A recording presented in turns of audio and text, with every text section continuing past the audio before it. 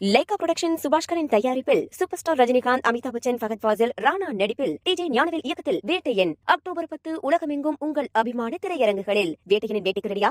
தரணிதரன், திமுக பாஜக நெருங்கி வருது. அதனாலதான் திடீர்னு மெட்ரோக்கு நிதி ஒதுக்கி இருக்காங்க. இவ்வளவு நாளா கேட்டு ஒன்னும் ஒதுக்கல. அரசு இப்போ ஒப்புதல் வழங்குது அப்படின்னா திமுகவுக்கும் பாஜகவும் திரைமறைவுல ஒரு இணக்கப்பாடு இருக்கு அப்படின்ற ஒரு விமர்சனத்தை முன்வைக்கிறார். மேடம், போன வாரத்துமா 10 நாளைக்கு முன்னாடி தலைவர் போனார் இல்லையா? அப்போ அதே அந்த தொடர்பான விவாதத்தில் அக்னீஸ்வரன் என்ன தெரியுமா சொல்கிறாரு, என்ன வேணாலும் போய் சத்தம் போட்டோம், காசு தரப்போகிறதில்ல, இவங்க வந்து மோதல் கடைப்போக ஈடுபட்டாங்க அப்படின்னு. ஆனால் விஷயம் என்னன்னா, நான் அப்பயே சொன்னது, நம்ம தலைவர் அவர்கள் முதல் தமிழ்நாடு முதலமைச்சர்களுக்கு வந்து இந்தியா ஃபுல்லாக ஒரு இல்லை ஸ்டேட்ஸ்மேன் அப்படி நீங்க விமர்சனத்துக்கு வந்துருங்க. நான் அதை ட்விட்டர்ல எடுத்து போடுறேன். ஸ்டேட்ஸ்மேன் அப்படி இந்தியாவில் ஒரு ஸ்டேட்ஸ்மேனான மரியாதை இருக்கு. ஸோ எதிர்கட்சி தலைவர்களும் சரி, இப்போ வந்து நிதிஷ்குமாராக இருக்கட்டும், இல்லை ஆந்திரா முதலமைச்சராக இருக்கட்டும், இல்லை இந்தியா பிளாக் எல்லா முதலமைச்சர்கள் கட்சி தலைவர்களாகட்டும், எல்லாருமே வந்து நம்ம முதலமைச்சர் மேலே ஒரு தனி மரியாதை வச்சிருக்காங்க.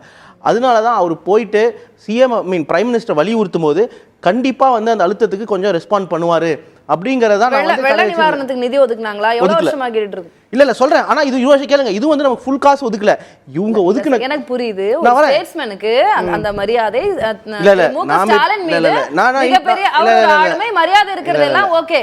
நீட்டுக்கு விலக்கு வாங்கல, இதுக்கு முன்னாடி வெள்ள நிவாரணத்துக்கு பணம் கேட்டு தொடர்ந்து கேட்டு வலியுறுத்தி கொடுக்கல, இவ்வளவு வருஷமா மெட்ரோக்கு நிதி கேட்டு இருந்தாங்க. இப்போ ஒதுக்குவதற்கான காரணம் என்ன? ஏன்னா இப்ப திமுகவும் பாஜகவும் இணங்கி இல்ல கேளுங்க, நீங்களே பதில் சொல்லிட்டீங்க. அதுக்கு இவ்வளவு விஷயம் செய்யல, இது ஏன் செஞ்சாங்க இந்த விஷயம் போகும்போது அப்ப அந்த கேள்வி எழுப்பப்பட்டது. நான் சொன்னேன் எதனாலனா, இந்த மெட்ரோ வந்து 2020 பிப்ரவரி மாசம் தான் அமித்ஷா வந்து இனாகிரேட் பண்றாரு அதிமுக காலகட்டத்தில்.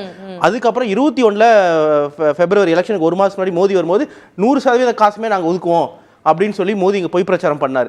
அதுக்கப்புறம் காசு வந்து 6000 கோடி அவங்க ஒதுக்கிட்டாங்க ஆல்ரெடி, இந்த ஒன்றிய அரசு கொடுப்பாங்கன்னு. சரிங்களா, இது வந்து ஸ்பெஷல் பர்பஸ் வெஹிக்கிள் பண்றோம். இப்போ டோட்டல் மெட்ரோ காசு நான் புரிஞ்சுக்க வேண்டியது 63,000 கோடி. ஓகேங்களா, இதுல தமிழ்நாடு அரசு 22,000 கோடி கொடுக்குது. மீதி 33,000 கோடி ஜெய்கா, ஜாப்பனீஸ் ஃபண்டிங் ஏஜென்சி நம்ம ஃபண்ட் வாங்குறோம். ஜெய்கா வந்து வளர நாடுல நிறைய இடத்துல ஃபண்ட் பண்றாங்க, மங்கோலியாவா இருக்கட்டும், ஆப்பிரிக்கா நிறைய நாடுகளா இருக்கட்டும் பண்றாங்க. ஏன்னா ஜப்பான் வந்து டெவலப்ட் ஆயிடுச்சு, ஏஜ் லிமிட் அங்க ரொம்ப 80 இயர்ஸ்க்கு மேல ஆயிட்டாங்க. ஸோ அதனால அவங்களுக்கு வந்து ஃபண்டுக்கு ரிட்டர்ன் தேவை. அங்க ஜப்பான் வந்து ரேட் ஆஃப் ரிட்டர்ன் வந்து பாத்தீங்கன்னா 0.5% 0.4% தான் ரூபாய் போட்டா. ஸோ அதனால கம்மி விலையில இன்ட்ரெஸ்ட் தராங்க. நாம அவங்ககிட்ட 33%, சாரி அவங்ககிட்ட வந்து 33,000 கோடி நம்ம பாரோ பண்ணிருக்கோம். ஆமா வாங்கியிருக்கோம். சரிங்களா, மீதி ஒரு 7,000 கோடி தான் ஒன்றிய அரசு கொடுக்குது. சரிங்களா, இதை வந்து இதுவே வந்து நம்மளோட உரிமை, இந்த உரிமை தொடர்ந்து மறுக்கப்பட்டது. அதுக்காக நம்ம போய் குரல் கொடுத்தோம். நம்ம தமிழ்நாட்டுக்காக மட்டும் இல்ல, மற்ற எல்லா மாநிலத்துக்காக சேர்ந்து அதுல அவங்க ப்ராமிஸ் பண்ணதை கொடுக்க வேண்டியது சொன்னது. அதான் இல்ல, அதுல ஒரு கேள்வி நீங்க சொன்னதுல தான் நான் கேக்குறேன். இப்ப மெட்ரோக்கு மத்திய அரசு ஒப்புதல் கொடுத்திருக்குது, அந்த நிதிக்கான ஒப்புதல் அவங்க வழங்கியிருக்காங்க. இதுல 65% மத்திய அரசு வழங்கும், அதுக்கு நாங்க தான் கேரண்டி அப்படின்னு சொல்றாங்க. ஆனா நீங்க வந்து 7,425 கோடி தான் மத்திய அரசு. என்ன அது கணக்கு? ஹிஸ்டாரிக்கலாவே இந்தியா சுதந்திரம் அடைஞ்சதுல இருந்து சரி, உலகத்துல எந்த நாட்டுக்கு போங்க, சப்நேஷனல் கவர்மெண்ட், மாநில அரசு கடன் வாங்கணும்னா ஒரு ஃபார்மாலிட்டிக்கு ஒன்றிய அரசு வந்து ஃபைனலா அப்ரூவல் கொடுக்கணும். அதுவும் இந்த மாதிரி இன்டர்நேஷனல் மல்டிலேட்டரல் பேங்க்ஸ் இருக்கு பாருங்க, ஜெய்கா மாதிரி, உலக வங்கி, ஏடிபி, அவங்க எல்லாமே வந்து சும்மா நீங்க லோன் கேட்கறீங்கன்னு கொடுக்க மாட்டாங்க.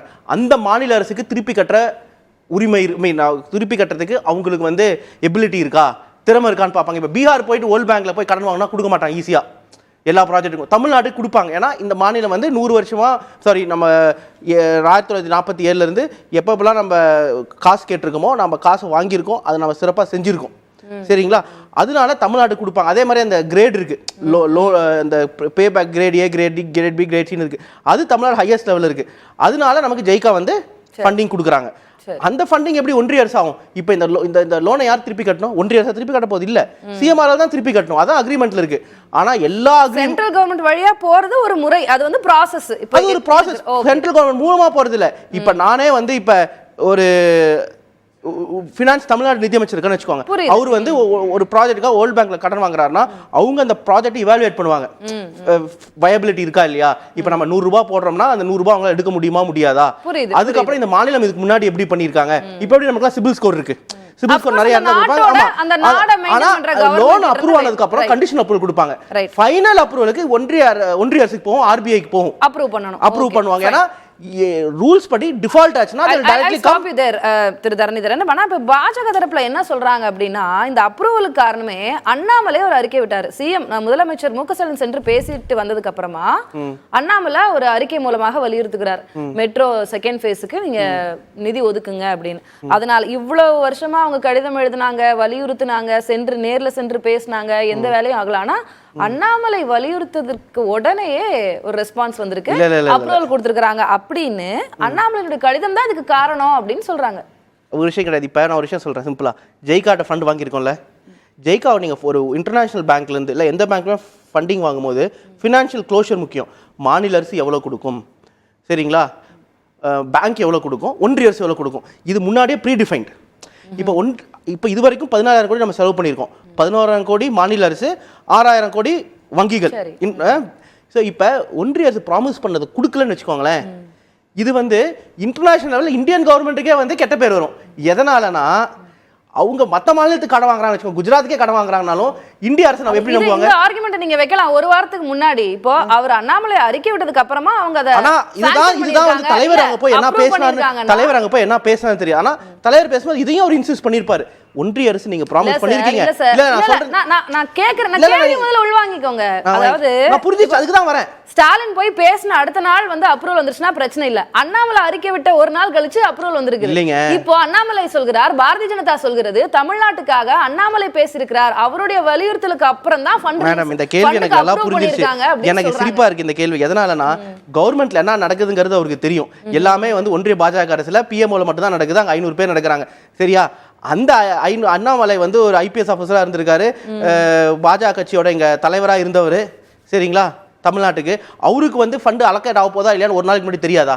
சொல்லுங்க. என்ன கவர்மெண்ட் இப்போ என்ன இங்க ட்விட்டர்ல இருக்காங்க நிறைய பேர், இல்லை ஒரு 2 பேர்னு வச்சுக்கோங்க, அவங்களுக்கே என்ன அரசாங்கம் நடக்குதுங்கிறது தெரியுது ஒரு நாளைக்கு முன்னாடியே. ஸோ அதனால ஃபைல் உடனே ஆட்டோமேட்டிக்காக இப்போ 12 மணிக்கு ரிலீஸ் ஆகுதுன்னா 11 மணிக்கு அவங்க அதை ப்ரிப்பேர் பண்ண போகிறது இல்லை, ஒரு ப்ராசஸ்லேயே இருக்கும், சரிங்களா? இப்போ தலைவர் போய் பார்த்தது இதெல்லாம் சொல்லியிருப்பாரு, கொடுக்கலன்னா உங்களுக்கும் ஆபத்துன்னு. அதுக்கப்புறம் அவங்க கலந்து ஆலோசிச்சு கொடுக்கலாமா வேணாமா முடிவு பண்ணி சரி கொடுக்கலாம் அப்படின்னு சொல்லி ஃபைலை மூவ் பண்ணி கடைசியாக ஃபைல் ஒரு 10 பேருக்கு போயிட்டு தான் வரும். அந்த 10 பேர்ல யாரோ ஒருத்தர் அவர் தெரிஞ்சவங்களா இருந்திருப்பாங்க, அவங்க ரிலீஸ் ஆக போதுனால கடிதம் எழுதியிருக்காரு. அவருக்கு தமிழ்நாடு மேல அக்கறை இருந்ததுன்னா ஒரு மாசத்துக்கு முன்னாடி எழுதிருக்கணும், 6 மாசத்துக்கு முன்னாடி எழுதிருக்கணும், 12 மாசத்துக்கு முன்னாடி எழுதிருக்கணும், ஏன் தலைவர் போறதுக்கு ஒரு வாரத்துக்கு முன்னாடி எழுதிருக்கணும், அன்னைக்கே எழுதிருக்கணும். ஏன் ஒரு லேட்டர் எழுதாருன்னா ஃபைல் ரெடி ஆயிருக்கும், கடைசி கையெழுத்து இருக்கும்ல, இல்ல இந்த டைம்ல ரிலீஸ் பண்ணான்னு இருந்திருப்பாங்க. அந்த டைம்ல ஒரு நாளைக்கு முன்னாடி அவர் தெரிஞ்சதுனால அவர் போட்டிருக்காரு, அவ்வளவுதான் விஷயம். இது நம்ம பெருசா பேசுறதுக்கு எந்த விஷயமே கிடையாது. லைகா புரொடக்ஷன் சுபாஷ்கரின் தயாரிப்பில் சூப்பர் ஸ்டார் ரஜினிகாந்த், அமிதாப் பச்சன், ஃபகத் ஃபாசில், ராணா நடிப்பில் டிஜே ஞானவேல் இயக்கத்தில் வேட்டையன் அக்டோபர் 10 உலகமெங்கும் உங்கள் அபிமான திரையரங்குகளில். வேட்டையனின் வேட்டைக்கு ரெடியா?